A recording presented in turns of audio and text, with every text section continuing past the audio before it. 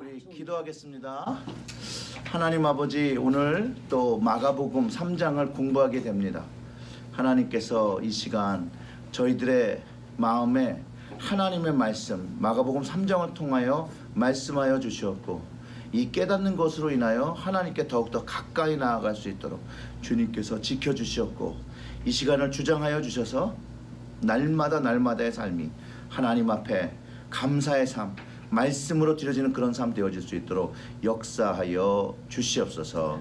이 모든 말씀 우리 구주 예수님의 이름으로 기도드렸습니다. 아멘. 마이크 쓰세요. 네, 그렇군요. 네. 오늘도 역시 이걸 잊어버리고. 네. 원, 투. 자, 마가복음 3장과 2장이 사실은 오늘 3장을 하지만 2장의 연속성을 가지고 있는 이야기가 있습니다. 그게 뭐냐면 안식일에 병자를 고치셨다라는 거예요. 그리고 안식일에 제자들이 먹은 것으로 시작하고 안식일에 예수님께 회당에서 손 마른 자를 고치신 것을 이야기하고 있어요. 이 손이 마른 자를 고치는 이 사건은요, 참 놀라운 사건입니다. 이 놀랍고 하나님의 영광을 높여야만 하는 일이지만 안식일에 치유한 율법을 어기게 된 사건으로 보고 사람들이 대립하고 갈등이 고조되고 있는 모습이 여기 안에 그려져 있다는 것이에요. 손이 마른 사람은 어떤 사람이냐면요, 질병이나 사고로 근육이 마비되어서 가늘어진 상태를 이야기해요.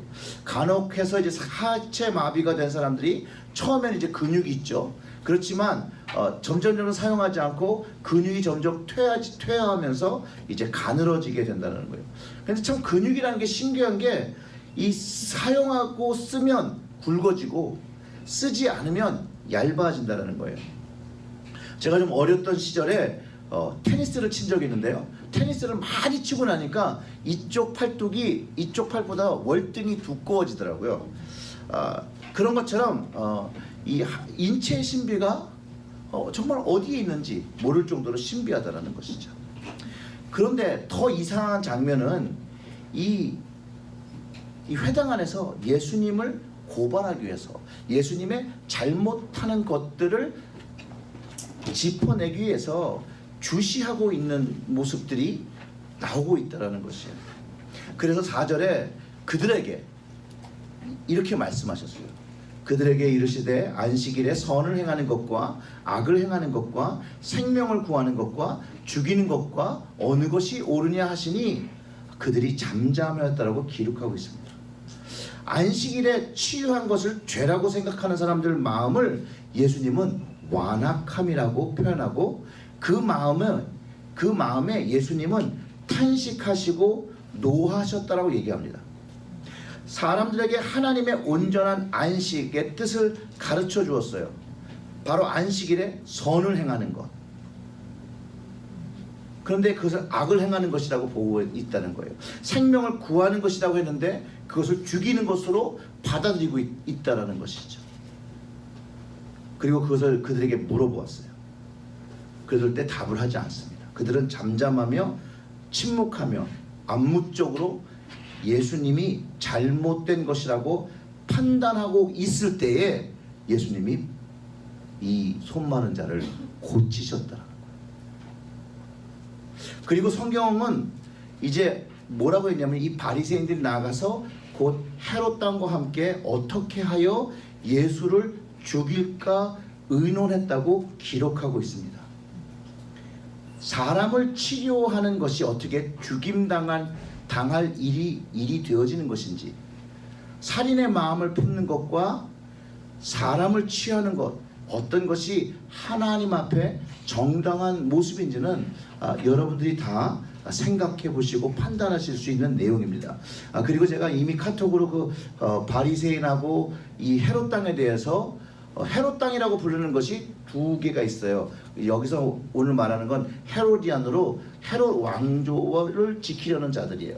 그리고 젤럿이라는 또 있는데요. 그 나중에 좀 얘기하도록 하고요. 그걸 읽어보시면 아주 간단하게 그 대구 성서 아카데미에 있는 그 정영석 목사님이 아주 잘 심플하게 잘 정리한 것 같아요. 그래서 그 정도 읽어보시면 바리새인하고 헤롯 당, 결국은 이들은 이제 거기서 정영석 목사님이 말씀하시는 것처럼 정치적인 집단이었다는 거죠.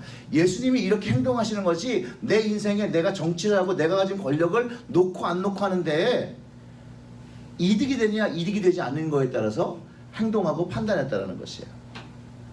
그리고 이제 이야기가 어떻게 전개되냐면 이제 갈릴리로 가시죠. 많은 무리가 주님을 따랐다고 합니다. 유대와 예루살렘과 이두메와 요단강 건너편과 두로와 시돈 근처에서 많은 무리가 그가 하신 큰 일을 듣고 나왔다라고 성경이 기록하고 있다는 것이에요. 그러니까 이방 사람들까지도 그 이야기가 전해졌고 그 예수님을 보기 위해서 이제 모여들었다는 거예요. 근데 성경에 늘 두 가지 반응이 등장한다는 거예요. 어떤 사람들은 예수님이 하신 일이 걸림돌이 되고 불편한 그룹이 있는가 하면 예수님이 하신 일에 대해서 은혜 받고 감동하고 치유받고 그래서 그의 삶이 세워지는 것들을 경험한다는 것이에요. 물론 이 긍정적인 그룹 안에도 예수님을 믿고 따르는 사람들이 있고요. 그리고 예수님이 하시는 그런 모든 일이 신기하고 관심거리, 자기의 흥미를 유발하는 그런 목적으로 나오는 사람들로 또 구분되어집니다. 그런데 이제 예수님은 무리가 에워싸는 것을 피하기 위해서 배를 준비했다라고 기록하고 있는데요. 여러분들은 이 장면을 어떻게 이해하십니까? 예수님이 이렇게 사람들이 예수님을 둘러싸는 것을 피해서 배를 탔다는 거예요. 배를 준비했다고. 그럼 어떻게 된 부분이냐면 누가복음 5장 3절을 한번 다 찾아보세요. 누가복음 3장 5절. 찾으신 분이 좀 읽어주세요. 3장 5절이요? 네, 아니 5장 3절이요. 죄송합니다. 5장 3절이요. 예수께서 한 배에 오르시니 그 배는 시몬의 배라. 육지에서 조금 떼기를 청하시고 앉으사 배에서 무리를 가르치시더니. 네. 그러니까 사람들이 예수님이 이렇게 있으면 사람들이 이렇게 둘러싸면 얘기할 수 있는 게 안 되잖아요. 그러니까 예수님이 어떤 방식을 택하셨냐면 강을 끼고 이제 강이 이렇게 있고 이게 해변이라고 치면 여기다 이렇게 보트를 띄우고 예수님이 이렇게 앉아서 사람들이 이쪽에 앉아서 들을 수 있게 강의를 하셨다라는 거예요. 그럼 사람들이 둘러쌀 수는 없고 그리고 예수님이 집중해서 사람들이 자꾸 들어와서 하면 예수님을 만지려고 하거나 예수님 앞으로 나오거나 뭐 그런 것들을 이런 방식으로 예수님이 좀 거리를 두시고 그리고 정작 예수님이 하시려고 하시는 게 뭐예요? 하나님 나라를 가르쳐 주시려고 했다라는 것을 우리는 이해할 수 있다라는 거예요. 그렇지 않고는요 군중이 막 둘러싸고 예수님을 막 이렇게 하는 걸 어떻게 할 수가 없었어요. 군중이 온 이유는 성경이 설명하죠. 많은 사람을 고쳤고 병으로 고생하는 자들이 예수님을 만지러 몰려왔고 더러운 귀신들도 예수님을 보면 그 앞에서 엎드려 하나님의 아들이라고 고백하는 그 기록들이 나와 있습니다. 이쯤 되면 이런 일들이 일어나면 사람들이 찾아올 만해요. 사람들이 이런 얘기를 막 수근수근 하면 찾아오지 않고는 어쩌면 한 번쯤은 찾아왔을 거예요. 이게 무슨 일이야 그러고서. 그런데 예수님이 이 귀신 들린 자들이 왔을 때에 이 귀신들이 자기를 드러내면서 예수님 앞에 하나님의 아들인 것을 고백할 때 자기를 나타내지 말라고 경고합니다. 여기서 우리가 뭐 귀신의 존재에 대해서 우리가 정확히 알 수는 없지만 알 수 있는 것들이 있어요. 그게 뭐냐? 성경에 나타난 귀신은 예수 그리스도의 권위 앞에 엎드리는 순종의 존재라는 겁니다. 이건 하나 꼭 기억하셨으면 좋겠어요. 그리고 예수 그리스도 하나님 아들 앞에는 이들은 자유가 없어요. 이들의 능력은 사람 속에 자리 잡을 수 있지만 이거 뭐 빙의 현상이라고 얘기도 하잖아요. 그럼에도 불구하고 여전히 귀신들은 그 악한 영들은 그 evil spirit들은 하나님 능력 아래 있다라는 사실이에요. 그리고 이 악한 영은 악한 일을 사람을 통해서 하고 있다는 거예요. 악한 영이 하는 건 아니에요. 악한 영이 사람을 통해서 사람이 하게 하고 있다는 것이죠. 그리고 그들은 그 안에 있으며 그들에게 영향력을 끼치며 사람들에게 영향력을 끼치며 하나님을 대적하게 하고 하나님의 사람들을 싫어하게 하는 common impulse를 가지고 있어요. 그러니까 이런 거예요. 우리에게는 선택할 수 있음이 있다는 거예요. 악한 영이 우리에게 무엇인가를 요구하고 해도 내가 안 할 수 있다는 거예요. 안 할 수 있다. 선한 일과 악한 일이 있을 때 내가 선한 일을 선택해서 할 수 있고 악한 일을 선택하지 않을 수 있는 그 능력이 우리에게 있고 여러분에게 있다는 거예요. 그리고 나면 얘기는 이제 12제자를 세우게 됩니다. 그 이유가 자기와 함께 있게 하시고 또 보내서 전도하며 권능을 가지게 하셨다고 이제 기록하고 있어요. 근데 이 보낸다라는 말 자체가 send forth가 사도라는 말이에요. 사도의 말에 근원이 되는 이야기예요. 이것을 통해서 우리는 알 수 있는 건요, 복음을 전하는 일이 주님께서 하시는 일이라는 거예요. 이런 관점으로 보면 사도의 일이 오늘날까지 행해지고 있는 겁니까? 맞죠. 우리는 예수님의 부르심을 받아 복음의 현장으로 보내짐을 받은 사람들인 거예요. 우리는 그 형태는 달라지만 사도의 역할들을 감당하고 있다는 거예요. 그리고 귀신을 내쫓는 권능을 가지게 하셨다라고 기록하고 있어요. 즉 주님의 권능을 제자들이 위임받아서 주님의 일을 하게 하셨다는 것으로 이해하면 된다는 거예요. 그리고 17절부터 19절에 베드로, 야고보, 요한, 안드레, 빌립, 바돌로메, 마테, 도마, 야고보, 다데오, 시몬, 유다라고 기록하고 있는데 유독이 이렇게 기록하고 있습니다.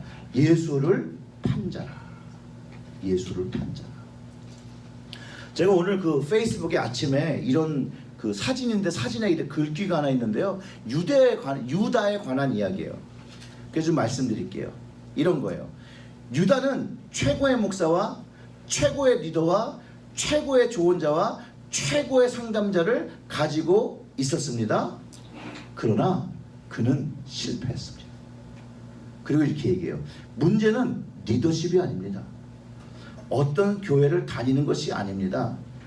당신의 태도와 인격이 바뀌지 않고 그 마음이 거듭나지 않는다면 당신은 언제나 유다와 같이 실패할 것입니다. 이렇게 이야기를 나눈 거를 제가 읽었거든요. 그거를 이제 영어로 읽어드리면 Judas had the best pastor, the best leader, best advisor, the best counselor, yet he failed. The problem is not the leadership or the church you go to. If your attitude or character doesn't change or your heart doesn't transform, you will always be the same. 이렇게 얘기했다는 거예요. 전 잘 설명한 글인 것 같아요.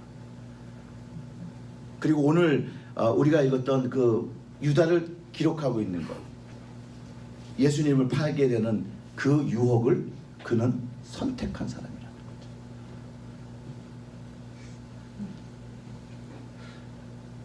좀 여러분들도 깊게 한번 이것을 한번 생각해 보시기를 바랍니다. 그리고 20절부터 30절에는 어떤 이야기를 하고 있냐면요, 식사할 시간도 없이 무리들이 옵니다. 그리고선 21절에 어떤 일이 일어났어요? 세 번씩 읽으시라고 했는데 가족들이 이제 미쳤다고 예수의 친족들이 듣고 그를 붙들러 나오니 이는 그가 미쳤다 함이라고 합니다. 예수를 아는 가족들도 예수님을 신뢰하지 못했어요. 적어도 그 시간에 그랬다라는 거예요. 또 예루살렘에서 내려온 서기관들, 성서를 공부하고 가르치던 사람들인데 예수님께서 바알세불의 힘을 얻어서 귀신을 쫓는다고 하니 예수님께서 사탄이 어떻게 사탄을 쫓아내겠느냐라는 비유를 들어서 말씀해 주십니다. 종교 지도자들과의 갈등, 예수님의 그 영향력을 가지고 군중들의 마음을 사로잡는 것을 사실은 이들은 두려워했던 거죠. 왜냐하면 사람들이요, 예수님을 선지자로 여기게 될 때 사람들은 그 선지자의 말들을 들을 것이라고 생각했고, 메시아로 섬길 때 그들은 모든 권력과 지위를, 종교적인 모든 권력과 지위를 내려놓고 예수님 메시아이기 때문에 양도해야 되는 그런 환경을 가지고 있었거든요. 그래서 서기관들이 찾아온 거예요. 이 사람이 정말 메시아인가? 그리고 종교지도자들이 예수님의 가족에게 말을 하고 그를 찾아오게 한 것으로 추측할 수 있고, 또 다른 사람들을 통해서 옆집 건너서 그렇게 얘기되어질 수 있다는 것이죠. 이런 갈등과 긴장 속에서 예수님은요 하셔야 될 말씀만 하셨고, 그 말씀이 사실은 유대 사회에, 특별히 그 종교 지도자들에게 파급을 불러온 것이 사실이라는 거예요. 그 유명한 말씀 중에 나라가 스스로 분쟁하면 그 나라가 설 수 없고, 만일 집이 스스로 분쟁하면 그 집이 설 수 없다라고 했다는 거예요. 사단이 자기를 거슬러 일어나 분쟁을 하면 설 수 없고 망한다라고 가르쳐 주셨습니다. 그러면서 사람이 먼저 강한 자를 결박하고 그 강한 자의 세간을 강탈하는 것이라고 말씀하셨면서, 사단도 이미 이기셔서 그 나라의 결박된 영혼을 풀어주신다라고 말씀해 주시고, 그 일이 오직 예수 그리스도만이 하시는 일인 것을 가르쳐 주셨다는 거예요.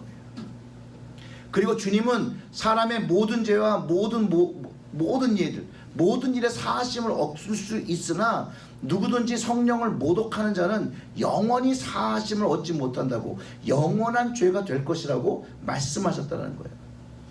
그럴 때 그들은 예수님이 더러운 귀신이 들렸다라고 주님을 매도합니다. 성령을 모독하는 자, 성령이 하신 일을 마귀가 한 일이라고 여기면 안 된다라는 선언을 한 거죠. 여기서 보면 죄 중에는 영원히 사함을 받지 못하는 죄가 있다는 거예요. 첫째로 성령님께서 그 마음의 돌이킴과 예수 그리스도를 알게 하시고 깨닫게 하시는데, 결국 주님을 믿지 못하고 회개하지 못하는 일은 성령을 회방하고 반대하는 일입니다. 그러면 주님을 영접할 수가 없죠. 주님을 주라고 고백할 수가 없죠. 결국은 하나님을 부인하는 행위로 구원을 얻지 못한다는 것이. 두 번째는 주님을 모르고 부인할 수 있다 치고, 하나님의 역사와 성령의 역사가 경험하면서 회개를 계속 거부하는 것이라면 이 또한 죄 사함을 얻을 수 없다는 말이기도 합니다.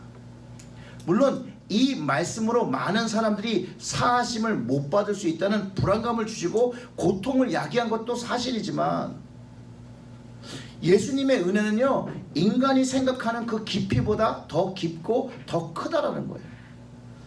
이거는 우리가 상상할 수 없을 정도로 크다라는 거예요. 하나님께서 우리에게 하나님을 경외하는 마음을 주셨어요.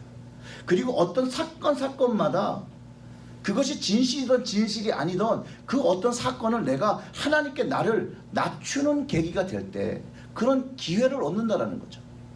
그 기회를 얻었을 때 하나님께 돌이키는 자는 용서함을 받지만, 그런 마음을 성령을 통해서 얻었지만 여전히 돌이키지 않는다면 거기에는 죄사함이 없다라는 거예요. 하나님은요, 하나님의 영생과 구원을 선물로 주셨어요.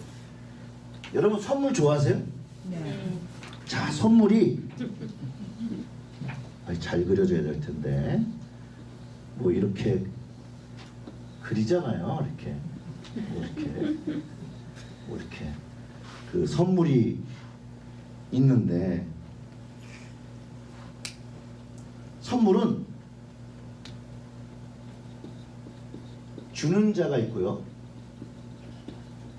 받는 자가 있어요. 그죠? 맞습니까? 네. 주는 자 없이 선물을 받을 수는 없어요. 안 줬는데 받은 사람은 문제가 있는 거죠. 그죠? 안 줬는데 받았어요. 이거 슬쩍 한 거잖아요. 꼭 주는 사람이 있어야 받을 수 있어요.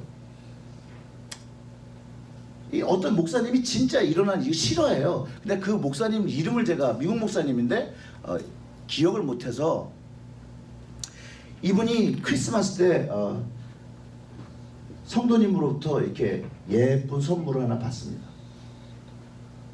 그런데 미국 분들은 이제 크리스마스 선물 받으면 바로 안 풀고 24일 뒀다가 25일에 풀든지 아니면 24일 저녁에 가족들이랑 모여서 풀잖아요. 그때까지 두고 있었는데 22일인가? 23일인가? 본인의 어머니가 돌아가셨어요. 그러니까 크리스마스 선물 자체가 기쁨이 되지 않는 거예요. 그리고 크리스마스 자체를 셀러브레이트 할 수가 없었어요. 그래서 그 많은 사람들 중에 혹시 블루 크리스마스 서비스라는 얘기 들어보셨습니까?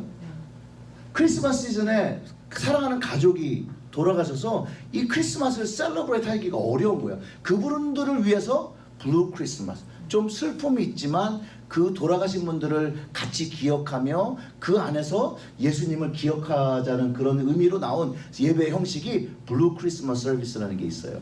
근데 이 선물을 안 푸는 거예요. 그러면 시간이 지나고 크리스마스 추리도 뭐 걷지도 않고 뭐 그냥 이 마음이 해결이 안 돼서 그냥 선물이 그냥 그대로 있었다라는 거예요. 근데 그 니스가 찾아와서 이야기를 하는 것 중에 아니 저 선물을 왜 하나도 안 깠냐고 안 풀었냐고 이렇게 얘기를 하니까 뭐 이런 얘기를 하고 내가 어머니가 돌아가셨는데 이거를 푼다는 것 자체가 너무 힘들어서 그랬다고 얘기를 하는 거예요. 그리고서 이제 그때 선물을 쭉 풀었는데 그 선물 중에 그때 당시에 교인들이 이제 신방을 잘 다니시라고 이제 GPS를 하나 사준 거예요. 근데 이 목사님이 GPS가 뭔지 모르셨던 거예요. GPS가 처음 초기에 나왔을 때 이제 이걸 받았어요. 그리고 사용을 계속하지 못했던 거예요. 그 니스도 뭐 선물 받은 걸 하지만 뭐 그거를 본인이 갖겠다고 할 수는 없겠잖아요. 그러니까 시간이 지난 다음에 나중에 한참 지난 다음에 물어봤다는 거예요. GPS 그거 쓰냐? 그러니까 안 썼다고 얘기하더라고요.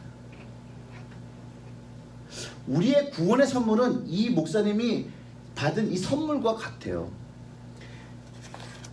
이 GPS가 아니라 우리가 구원이라는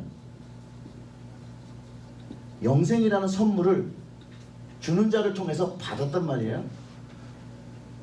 이거를 열었을지라도 사용하지 않는다라면 그 기능과 그 좋은 점이 무엇인지 모른다는 것이죠. 하나님께서 주시는 이 구원이라는 선물은 받고 그거를 사용하고 그를 누리고 그것의 좋은 것이 무엇인지를 완벽하게 숙지하고 가졌을 때 그 구원의 선물이 극대화된다라는 것이죠. 이제 그분이 자기의 경험을 통해서 이 구원의 선물을 이렇게 설명하셨었어요. 그래서 제가 굉장히 인트레스팅하고 정말로 참 좋은 일러스트레이션이라고 생각했던 적이 있어요. 그런데 이 하나님의 선물은 모든 죄는 용서를 받는다는 거예요. 모든 죄. 만 가지의 용서를 받을 수 있다는 거예요. 한 가지만 안 된다. 한 가지. 그럼 여러분은 어떤 것을 선택하시겠습니까? 만 가지의 용서를 받을 수 있는 것을 선택하지 않겠습니까?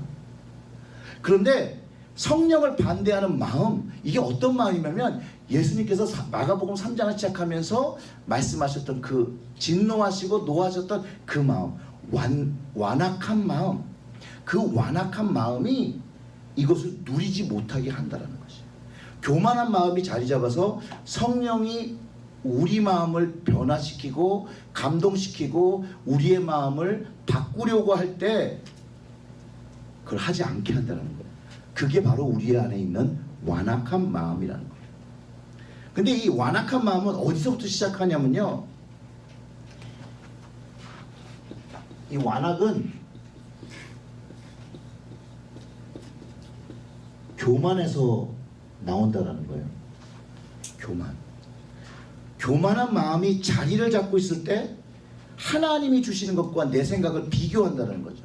견준다라는 것이죠. 그러면서 내 생각이 맞을 수 있다라고 하는 것이 완악한 마음이에요. 그러니 내 생각이 맞으니까 받아들일 수가 없는 것이죠.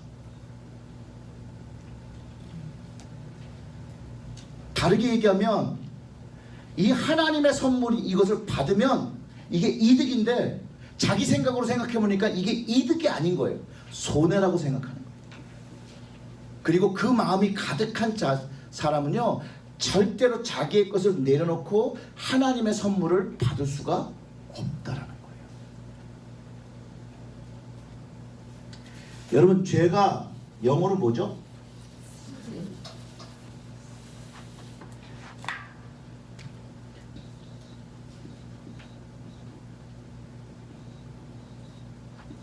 신이죠. 이게 그냥 기억하시라고 하는 거니까 너무 여기다 의미를 삼지 마세요. 신인데 신의 중심은 레러가 뭐예요? I. 신의 문제는 I라는 거예요. 예절이 기가 막히죠? 내가 이거를 발견하고 얼마나 저 스스로 이렇게 막 기억하세요. 죄의 중심과 근원은 I다.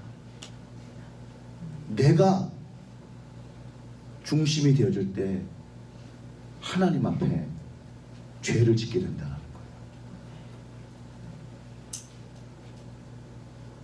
거예요. 아이가 문제인 거예요. 내가 문제. 이렇게 하면 좀 기억하기 쉽죠. 이제 30절에서 예수님이 이제 더러운 귀신에 들렸다라고 하고 이야기할 때 누가 귀신의 영향력이 있는지는 우리가 판단할 수 있어요. 왜냐하면 그 이야기 자체가 예수님과 예수님이 하신 일을 그냥 우리가 판단할 수 있게 성경이 기록하고 있어요. 그럴 때 31절에 보면요, 이렇게 얘기합니다.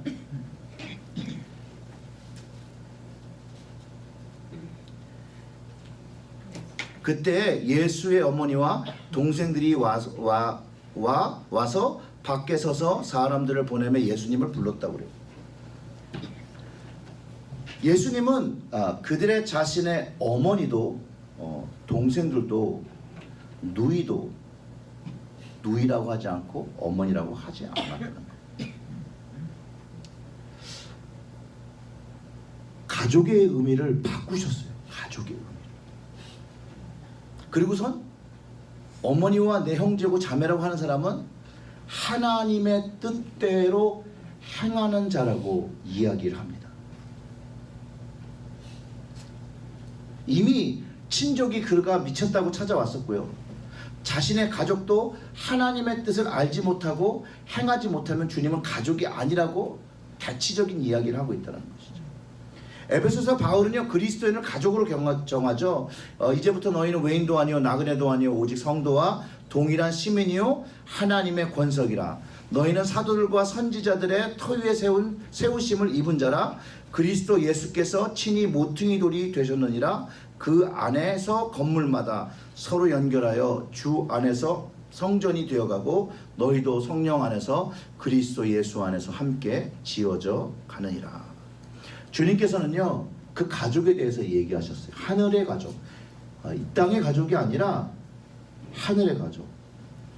땅에서 피로 연결된 가족이 가족이지만 땅에서 피로 연결된 가족이라고 해서 하늘에서도 가족이 될 수 없음을 가르쳐 주셨다는 거예요.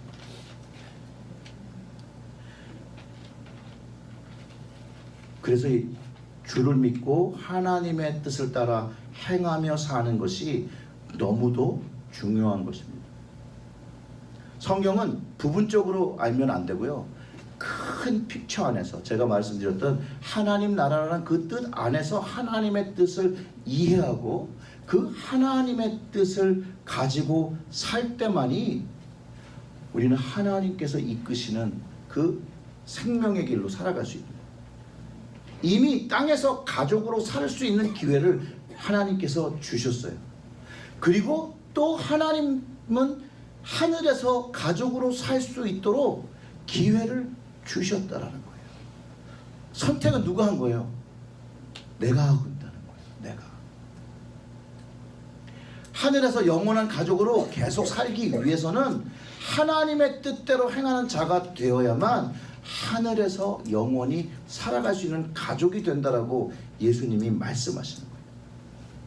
다른 말로 하면요, 예수님을 낳았다고 해서 그 어머니라고 해서 그 바이올로지컬 마더라고 해서 하나님의 가족이 될 수 없고, 육체의 관계 속에서 형제와 자매가 가족이 아니라고 말씀하신 것은 사실상 그 시대에 폭탄을 던진 가족 체계를 무너뜨리는 그런 말씀이었어요.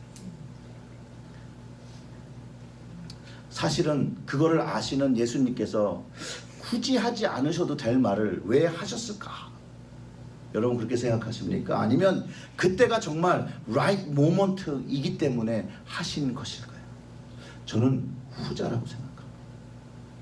하나님의 가족됨은 어머니가 믿음이 좋아서, 아버지가 믿음이 좋아서, 또 자식의 믿음으로 집안에 목사 아들이 있어서, 사위가 있어서 내가 열심히 봉사했으니가 아니라, 결국은 내가 하나님과 맺은 그 관계 속에서 하나님의 일과 하나님 나라를 깨닫고 행하는 사람이 결국 하늘의 가족이 된다라고 주님이 말씀하셨기 때문에 우리는 이 말씀을 마음에 깊게 깨닫고 이것을 따라 살 수 있도록 성령의 지혜와 도움을 구해야 한다는 것이에요.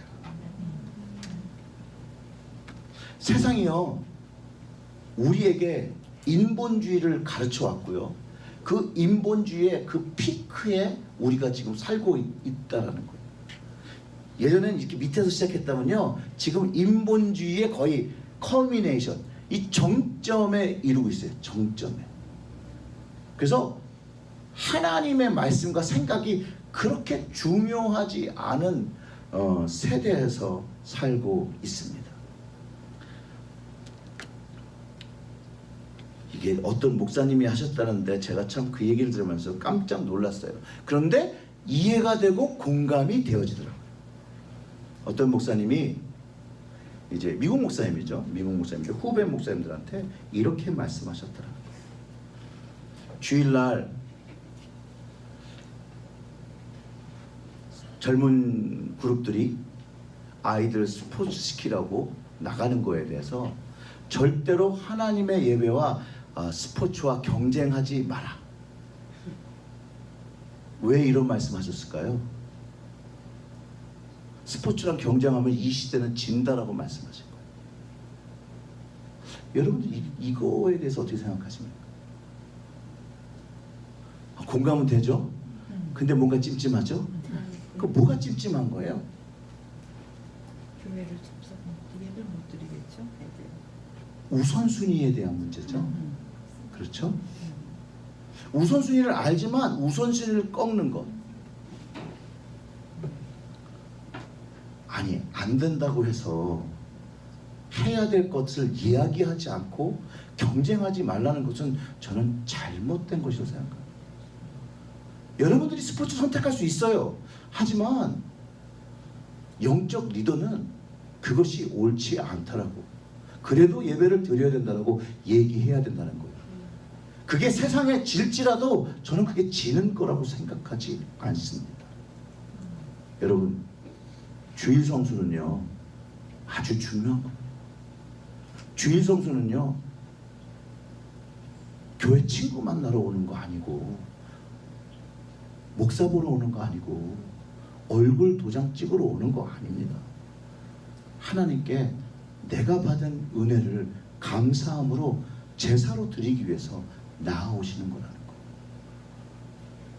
그리고 여러분들도 그것을 알았으면, 적용이지 오늘 말씀에, 여러분들도 그것을 말씀하셔야 되는 거예요. 세상이 그렇게 말하면 아우 아직도 그렇게 생각해? 아우 왜 이렇게 고루해? 라는 소리를 들을 수 있어요. 근데 듣는다고 여러분 죽지 않습니다. 얘기하셔도 됩니다. 그리고 더 왜 그게 중요한지를 말씀하세요. 예배를 드리는 것이 세상에서 뭔가 하는 것보다 이것을 선택해서 이 시간을 보내는 것이 왜 나에게 얼마나 중요한 것인가. 아까 말씀드렸던 구원에 대한 선물, 그 구원에 대한 기쁨, 그 사랑에 대한 그 깊이, 이런 것들을 얘기하신다면 어쩌면 세상을 선택하여 나가시는 분들이 그 마음에 감동돼서 그럼 나도 예배를 드릴까? 라고 할 수 있지 않겠습니까? 그런데 만약에 우리가 다 침묵하고 그냥 세상은 이렇게 흘러가는 거니까 라고 말한다면 누가 그 마음을 돌이킬 수 있겠습니까? 적어도 돌이킬 수 있는 기회를 얻을 수 있겠습니까? 하나님은요, 우리를 그런 부분에 사용하고 계시더라고요. 그런데 우리가 침묵하면 그것을 할 수 없다라는 거예요. 그 기회가 점점 줄어든다라는 거예요. 그래서 바울이 그렇게 얘기한 거예요. 세상 사람들은 십자가를 미련한 거로 얘기하지만 믿는 자에게는 그게 능력이라고 말했다라는 것이. 그렇지 않아요? 세상에 다 진화론을 얘기하고 있는데 창조론 얘기하면 이상하잖아요. 학교에 가서 그러면 바보 되잖아요. 저희 누나랑 얘기를 하다가 그런 얘기를 했어요. 이거는 그냥 저의 그냥 익슈임할 때였으니까. 세상에서 창조론을 가르치지 않고 진화론을 가르칠 때 적어도 아들에게 창조론에 대한 하나님께서 창조하셨다라고 답치고 돌아와서 성적이 나빠서 돌아온 아들을 칭찬하라. 어떠십니까? 적어도 사람들 앞에는 우스꽝 소리가 되어줄 수 있지만 결국 그 아들은 하나님 앞에 기쁘신 아들로 보여지지 않겠습니까? 세상이 생각하는 것과 사람이 생각하는 건 다릅니다. 오늘 마태복음 3장에서 예수님께서 그것을 보여주고 있다는 거예요. 하나님이 생각하시는 그것과 사람이 생각하는 것과 다르다는 거. 이게 우리에게 적용이 돼야 돼요. 근데 굉장히 갈등이 되죠.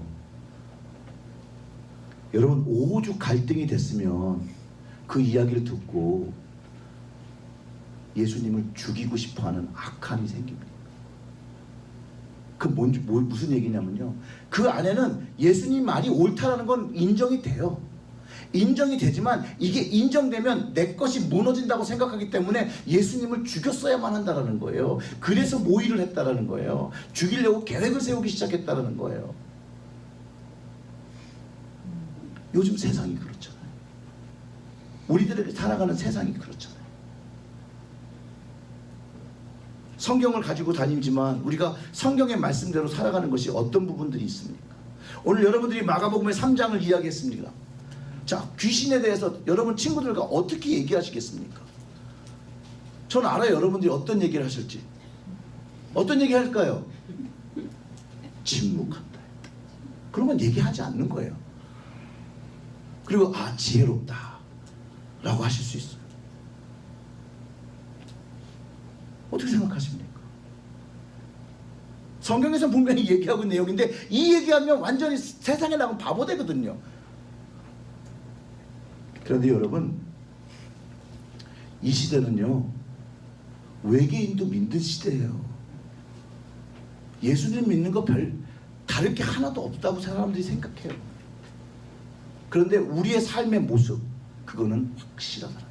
거기에 컨빅션이 생기고 그것에 따라서 주님의 말씀대로 살아가기 시작하면 남들이 이상하다고 생각하는 그것이 언젠가는 컨빅션으로 느껴져서, 신념으로 느껴져서 그들의 그 마음에 갈등이 온다는 거예요. 그게 언제였냐면 지난번에 읽어보셨던 사도들이 순교한 거 있잖아요. 죽이려고 그러면 살려달라고 그래야 되는데 찬송 부르면서 죽는다라는 거예요. 찬송 부르면서. 이게 세상과 하나님의 것이 다름이라는 거예요. 그것을 아는 사람은 다름을 선택할 수 있다는 거예요.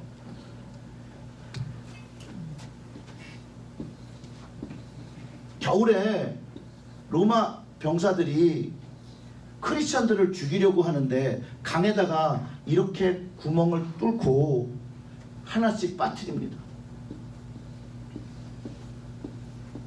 그리고 점점 이제 얼어 죽는 거죠. 근데 한 사람이 못 들어가고 있는 거예요. 못 들어가고.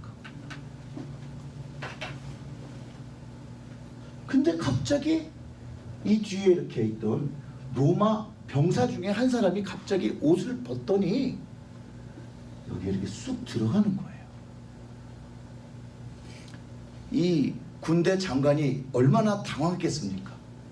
크리스천을 죽이려고 파는 이 얼음 구멍에 자기 병사가 옷을 홀딱 벗고 들어가 있어요. 그래서 여기 와서 물어봤다는 거예요. 너 왜 이러니? 라고 물어보니까 이 로마 병사가 그렇게 얘기했다고 합니다. 장군님은 저 하늘에 있는 나라와 천사와 하나님이 보이지 않습니까? 그 나라를 갈 수 있다면 내가 여기서 예수 그리스도를 믿고 이 순간에 죽는 것이 뭐 그렇게 문제겠습니까? 전 이게 실화인지 이야기인지 잘 모르겠어요. 하지만 이게 주는 이야기의 가르침이 있고, 이런 이야기는 로마에 핍박받으며 죽었던 모든 순교자들이 경험합니다. 마테오라는 곳이 있습니다. 그리스에 가시면 그 007 영화의 For Your Eyes Only라는 그 영화에 이렇게 첫 장면에 이렇게 줄을 타고 이렇게 막 그 산꼭대기 있는 수도원으로 들어가는 장면이 있는데요. 거기에요. 거기를 가시면 이 그리스도 정교의 그 예배실이 있는데, 예배실에 그 첫 공간이 있어요. 그 공간에는 벽화가 그려져 있는데, 어떤 벽화가 그려져 있냐면 순교의 벽화들이 다 그려져 있어요. 어떻게 그리스도인들이 믿음을 위해서 죽었는지를 이 온 방에다가 그려놨어요. 그 무엇을 기억하려는 걸까요? 그들이 치른 희생? 아니요. 그리고 그 방에 들어가서, 그 다음 방에 들어가서 하늘을 딱 보면 그 천정 맨 위에 예수 그리스도의 얼굴이 그려져 있어요. 그리고 제자들이 그려져 있고, 그 다음에 그들을 쫓았던 모든 제자들의 모습들이 이렇게 그려져 있어요. 그때는 이런 성경이나 이런 것들이 없었어요. 없었기 때문에 신앙을 가르칠 수 있는 방법이 그런 그림이었고 그런 조각이었어요.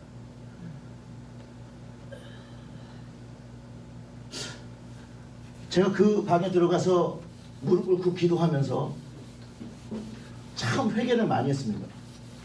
아니 근데 무릎을 꿇어도 어떻게 그런데 꿇었는지 딱 꿇어 탁 보니까 이렇게 몸과 목이 떨어진 그 사이이더라고요. 이렇게.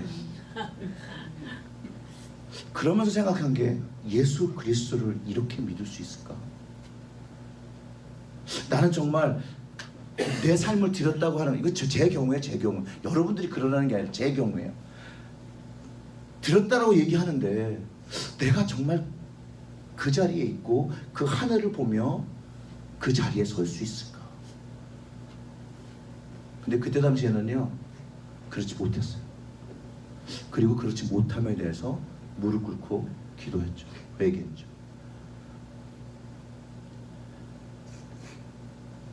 하나님의 가족이 된다는 의미는 우리가 생각하는 것보다 더 큽니다. 인간이 말할 수 있는 그런 것이 아니에요.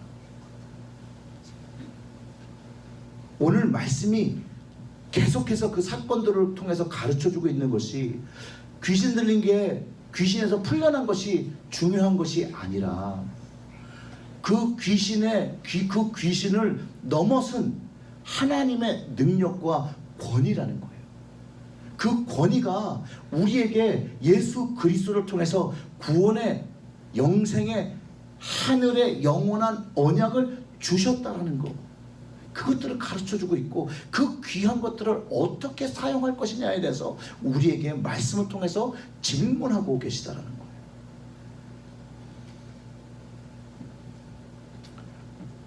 구원의 복음이죠. 여러분, 우리가 우리의 삶 속에서 실행해야 될 하나님의 뜻이 여러분들은 무엇이라고 생각하십니까?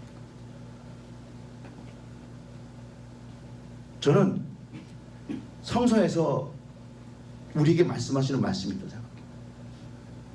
내 자신을 부인하고 내 십자가를 지고 주님을 쫓는 것. 그 얘기는 내가 생각하고 이끌고 있는 삶에서 주님이 원하시는 삶으로 전환해야 된다는 것이죠. 이게 회개라는 거죠.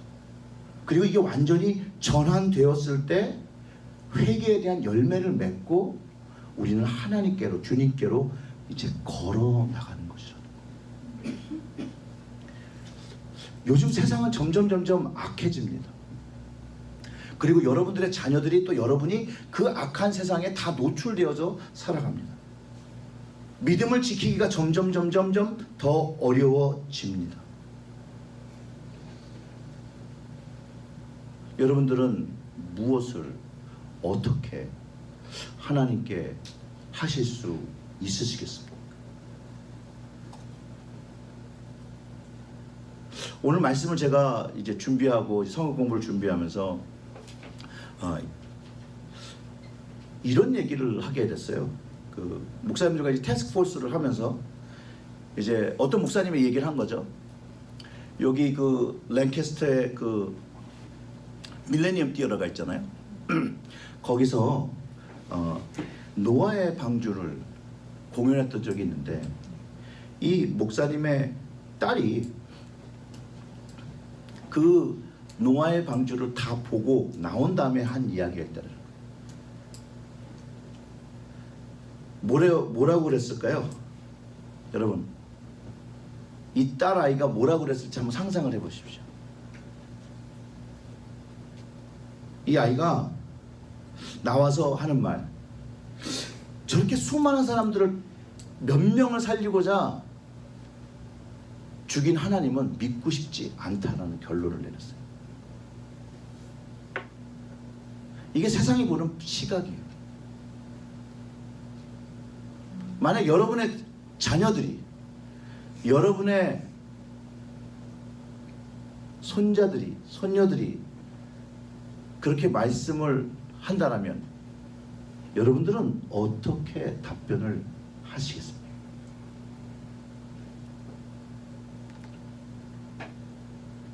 한 번씩 물어보면 되게 당황되겠죠? 어떻게 대답하시겠어요? 거기를 데리고 가지 말아야 되겠네요. 세상이 하도 악하니까 네. 하나님이 저렇게. 근데 그 여러 가지로 설명할 수 있는 방법이 있습니다.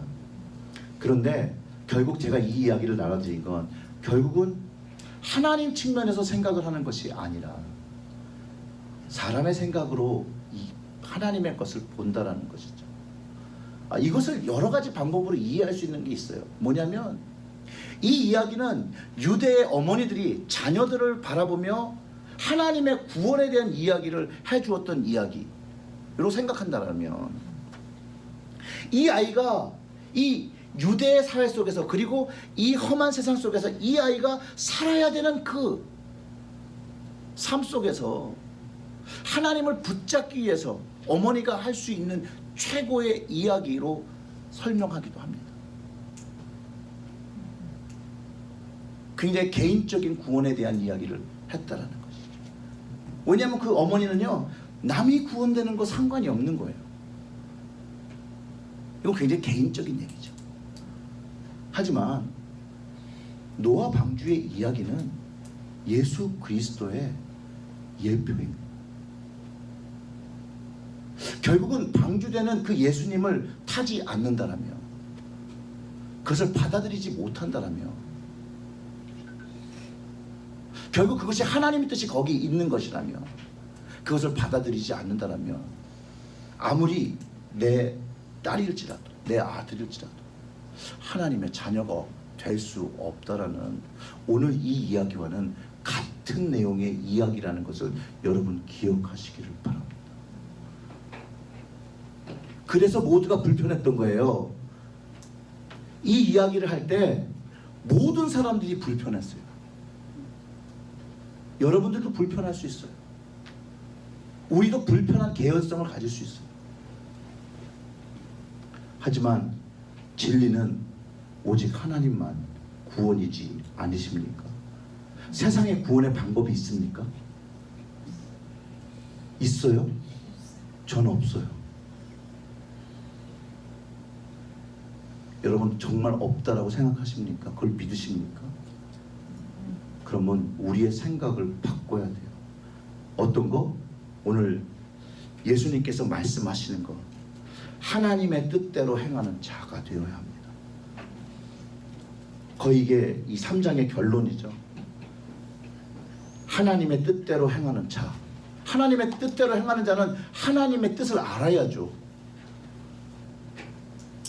여러분들은 하나님의 뜻을 어떻게 분별하십니까? 어떻게 분별하세요?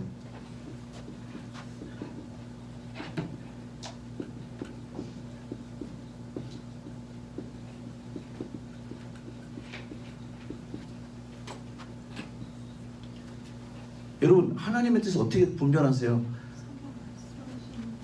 성경 말씀.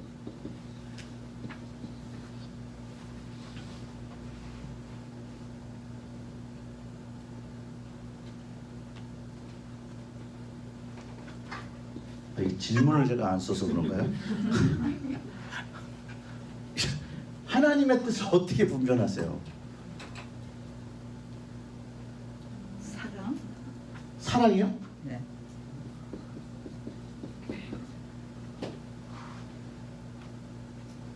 아니, 불러보세요. 예. 아니 제가 틀렸다 안 틀렸다 안 할 거예요. 네? 기도? 성경의 말씀 들어가고요. 성경, 사랑, 기도.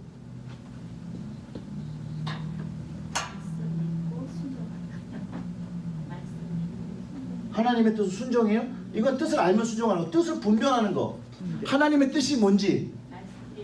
예, 그럼 성경이 여기 있고요. 그 다음에 또 뭐가 있습니까? 하나님의 뜻을 분별하는 건 성경, 사랑, 기도. 왜? 뭐가 있습니까?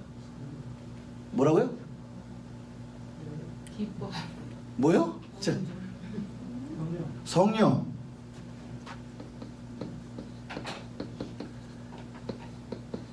그리고요. 거룩이요? 거룩해야지 하나님의 뜻을 분별. 말 되네. 그리고요. 아니 하실 수 있는 거 다 하셔도 돼요. 내 생각을 내려놓는 3장에서는요 강하고 담대해야만이 사랑할 수 있다라는 거 주신 것처럼 이제 우리가 아프면 이렇게 아프면 아픈 것만 생각하잖아요. 그러지 말고 하나님의 뜻이 있다라는 거를 어떻게 분별하냐고요?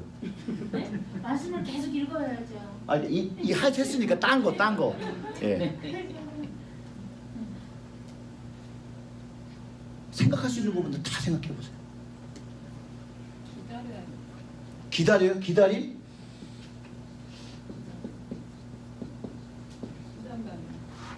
자연을 보고 알 수 있는 순종이요? 살아가는 거. 하나님의 뜻을 분별하는 걸 순종으로 분별을 해요? 아니, 일단 적죠 뭐. 예. 자꾸 순종 나오니까. 예. 자연. 자연이요? 예, 자연을 보고도 하나님의 세계를 알 수 있고. 자연. 내 생각이 반대. 아, 내 생각에 반대면 하나님의 뜻이에요? 이거 약간 위험한데?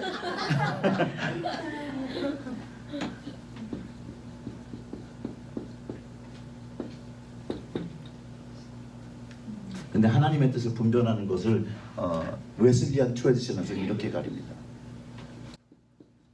당연히 성경이고요.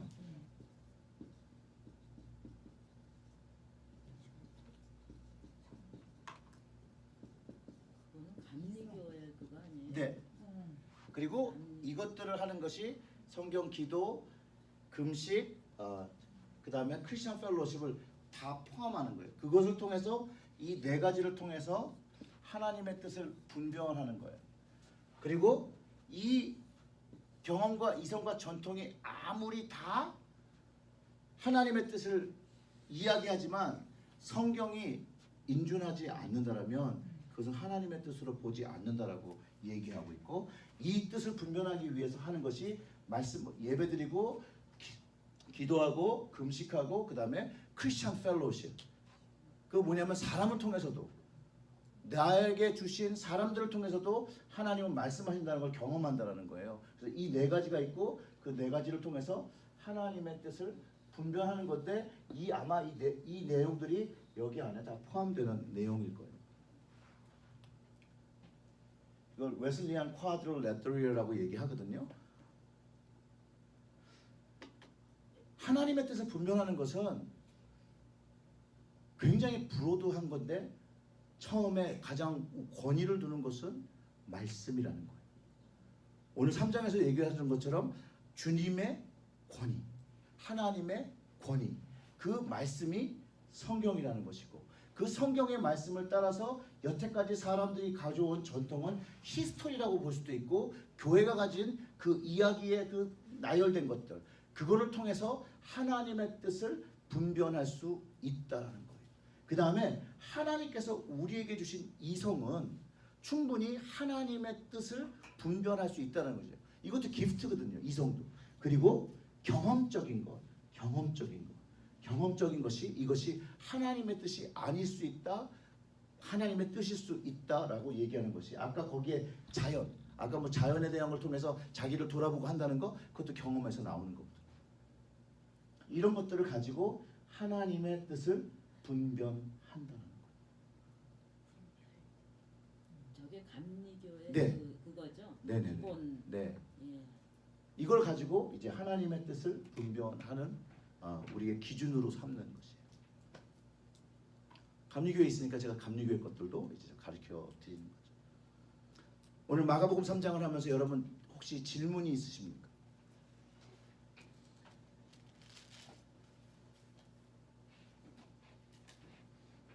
질문은 아니고 깜짝 놀란 거 있었어요. 네, 말씀해 보세요. 여기